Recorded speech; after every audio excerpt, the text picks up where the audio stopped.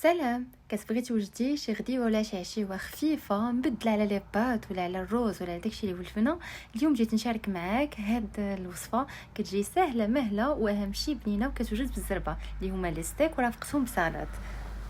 كنحتاجو فيها المقله اللي كنديروا فيها شويه ديال الزيت البلديه ولا الزبده اللي كتبغيو، وكديروا سوا لي فوفيلي سوا لي ستيك اللي عندكم، كتحطوه فوق المقله حتى حتى كيطيب على الوجه الاولاني ديالو. كنضيف له شويه ديال الملحه ولا بزار، وعاد باش كنقلبوه على الوجه الثاني ملي كيكون طاب مزيان. حاولوا ما تخليوش ينشف باش ما يقصحش معاكم. اون فوا كيبان لكم طاب كنزيدوا طريف ديال الزبده وكنخليوه حتى يذوب.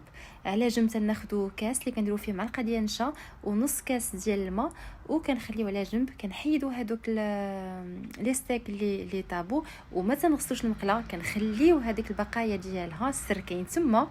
كنضيفوا له هذاك الكاس اللي فيه معلقه ديال النشا، وكنضيفوه على داك البقايا اللي بقاو لينا، وكنبداو نحركوه حتى كتعقد. وهذه اللي كتسمى لا صوص بوافغ، اللي هي كتكون بلي بزار، كتكون شي شويه حاره. دريسيت البلا بهذا الشكل، رافقته بشلاضه وبهاد لاصوص كتجي بنينه لذيذه. تقدروا تخفوا لاصوص، وبصحه والراحه.